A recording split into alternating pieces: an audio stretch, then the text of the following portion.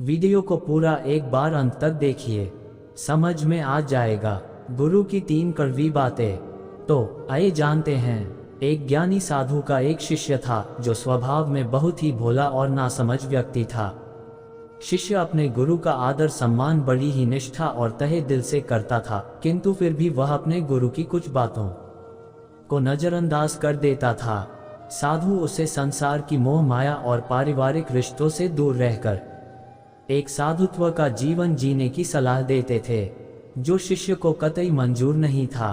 वह परिवार से दूर नहीं रह सकता था और अपने गुरु की भक्ति भी नहीं छोड़ना चाहता था। वह गुरु भक्ति और पारिवारिक रिश्तों में कोई भेद नहीं रखना चाहता था। एक दिन वह अचानक अपने गुरु के पास आश्रम में आया और बोला, गुरुजी, मेरा रिश्ता पक्का हो गया है। गुरुजी यह बात सुनते ही शौक में डूब गए और अपने उदास मन से बोले, बेटा, तेरा रिश्ता हो गया, अब तू मेरे वार तरफ से गया। शिष्य अपने स्वभाव से थोड़ा भोला और नासमझ था। वह अपने गुरु की बात का अर्थ नहीं समझ पाया, किंतु इतना समझ चुका था कि गुरु जी मेरे रिश्ते से खुश नहीं है और वह वहां से चला जाता है। कुछ दिनों बाद वह दोबारा अपने गुरु के पास आता है और कहता है, मैं आपको अपनी शादी का कार्ड देने आया हूँ। गुरुजी ने फिर वैसा ही जवाब दिया और बोले, बेटा, अब तू तेरे परिवार से भी गया। उसने अपने गुरु जी के इस कथन का भी कोई जवाब नहीं दिया। कुछ दिन बाद में वह फिर अपने गुरु जी के पास आया और बोला, गुरुजी, मेरा विवाह हो गया और पत्नी भी घर आ गई है। गुरुजी ने तीसरी बार भी एक वैसा ही कथन बोल डाला, बेटा, अब तो तू दुनिया से गया। अपने गुरु के मुख से ऐसी 3 बातें सुनकर वह थोड़ी नाराजगी से बोला, गुरुजी, आप नहीं जानते, मेरे परिवार वाले मुझसे बहुत प्रेम करते हैं। हमेशा उन्हें मेरी फिक्र रहती है और मुझे पत्नी भी मुझसे प्रेम करने वाली मिली है। तो आप ही बताइए, मैं इन बंधनों को छोड़कर चला जाऊं? उसकी बात सुनकर गुरु जी बोले, तो क्या सच में तुझे ऐसा लगता है कि तेरे परिवार वाले और तेरी नई पत्नी तुझे इतना प्रेम करते हैं? वह बोला, जी बिल्कुल, इसमें कोई शक नहीं है। गुरुजी, तो ठीक है, मैं तेरे परिवार वालों की एक परीक्षा लेना चाहता हूँ, जिससे सिद्ध हो जाएगा कि वे तुझसे कितना प्रेम करते हैं। इसके लिए तुझे मेरा एक काम करना होगा। शिष्य बोला, जी गुरुजी, अवश्य, बोलिए क्या काम है। फिर गुरुजी ने अपने शिष्य के साथ मिलकर एक योजना बनाई, जिससे सिद्ध हो जाएगा सत्य क्या है। गुरुजी, एक काम कर, आज तू घर जा और अचानक पेट दर्द का बहाना करके जमीन पर गिर जा और जोर जोर से चिल्लाने लग जा, ताकि तेरी आवाज़ सुनकर वहाँ सभी एकत्रित हो जाएं। फिर तेरे घर वाले डॉक्टर को बुलाएंगे। उसकी दवाई लेने के बाद भी तुझे कहना है, मेरे पेट में दर्द बढ़ता ही जा रहा है, मेरे गुरु जी को बुला दो, मुझे वही ठीक कर सकते हैं, नहीं तो मैं मर जाऊंगा और जैसे ही मैं वहां पहुंचता हूं, तू मरने का बहाना कर देना।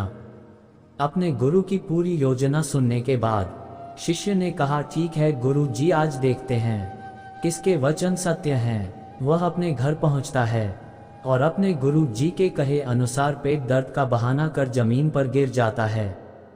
उसके घर वाले उसे इस अवस्था में देखकर भयभीत हो गए।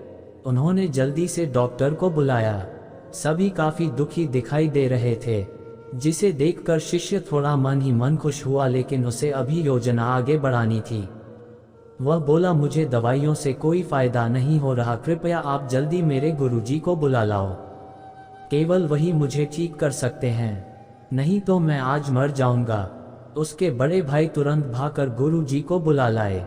जैसे ही गुरुजी ने घर के अंदर कदम रखा, उनके कहे अनुसार शिष्य बहाना कर दम तोड़ देता है। गुरुजी उसका हाथ देखते हैं और अपना भगवा रंग के तौलिए से उसे ढक देते हैं और अपने निराश मन से कहते हैं, आप लोगों ने मुझे बुलाने में थोड़ी देर कर दी, मेरा शिष्य अब नहीं रहा। मरने की बात सुनते ही उसके घर वाले खूब जोर जोर से रोने लगे। कोई अपना माथा जमीन पर मारता है तो कोई भगवान से उल्टा सीधा बोलता है। पूरा परिवार शौक के सागर में डूब चुका था। घर वालों को ऐसे रोते देख गुरुजी बोले, रुको, रोइए मत, मैं इसे जिंदा कर सकता हूँ। गुरुजी की यह बात सुनते ही सभी ने अपने आंसू थाम लिए। और कहने लगे तो गुरुजी इंतजार किसका करिए ना जिंदा। गुरुजी बोले जिंदा तो मैं कर दूंगा, लेकिन ये बताओ इसकी जगह जाएगा कौन। किसी एक को इसकी जगह जाना होगा और यह जिंदा हो जाएगा। सभी घरवाले गहरा चिंतन में फंस गए। सभी ने एकदम चुप्पी साध ली। उनकी चुप्पी को तोड़ने के लिए गुरुजी ने बोले, माताजी आप सबसे ज्यादा रो रही हैं, आप क्यों नहीं चली जाती इसकी जगह। माता बोली, नहीं गुरुजी, मैं चली गई तो मेरे पति को रोटी कौन पकड़ाएगा। गुरुजी शिष्य के पिता से बोलते हैं। पिता बोलते हैं, गुरुजी मेरे बाद मेरी पत्नी का है ही कौन। गुरुजी उसकी पत्नी से बोले जो अपने आंसू नहीं रोक पा रही थी। पत्नी बोली, गुरुजी मेरी अभी नई नई शादी हुई है, अभी तो मुश्किल से 15 दिन भी नहीं हुए, भला मैं क्यों अपनी जान दूं, मेरी तो दूसरी शादी भी हो जाएगी।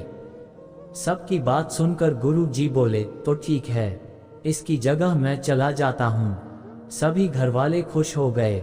घरवाले, ये ठीक है गुरुजी, आपके तो आगे पीछे कोई है भी नहीं। गुरुजी बोले, तो ठीक है, मेरा कुछ सामान लाओ। 1 किलो दूध, 3 बाजरे की रोटी, 1 पाव देसी घी। घर वालों ने सभी सामग्री लाकर गुरुजी को दे दी। उन्होंने दूध में रोटियां मोरी मिलाई और उसमें घी डालकर बोले, अब मैं ये पीऊंगा और मेरे पीते ही मेरी आत्मा इसके अंदर चली जाएगी। घी दूध तो गुरुजी का एक बहाना मात्र था भोजन करने के लिए। जैसे ही गुरुजी ने इसे पीकर खत्म किया, शिष्य का हाथ पकड़कर बोले, खड़ा हो जा। शिष्य जो पहले से ही जिंदा था, मरने का तो केवल एक बहाना था, खड़ा होकर बैठ गया। उसके घरवाले उसे जिंदा होते देख काफी खुश हुए, लेकिन अपने परिवार की नकली खुशी देखकर वह एक गहरे दुख में डूब गया। गुरुजी ने उसके उदास चेहरे को देखा और बोले, तो ठीक है, अब मैं चलता हूँ, यहाँ दम तोड़ दूंगा तो तुम्हें परेशानी होगी, मैं खुद ही चला जाता हूँ शमशान घाट। गुरुजी जैसे ही जाने के लिए आगे बढ़े, शिष्य ने उनके पैर पकड़ लिए और बोला, कहाँ जा रहे हो गुरुजी, अपने इस भोले और नासमझ भक्त को अपने साथ लेकर नहीं जाओगे। तब से शिष्य ने सांसारिक मोह माया और पारिवारिक रिश्तों से अपने सारे बंधन तोड़ लिए और अपने गुरु जी के साथ दूर रहने का निश्चय कर लिया। और उन्हीं की कृपा से उसने अंतर्ध्यान के लिए नाम शब्द हासिल किया। आज के वीडियो में इतना ही मित्रों। गुरु और शिष्य की कहानी आपको कैसी लगी, कृपया कमेंट के माध्यम से जरूर बताएं। और मेरे इस चैनल पर नए हैं तो चैनल को भी सब्सक्राइब जरूर करें, ताकि आने वाली हर वीडियो आपको पहले मिल सके। धन्यवाद।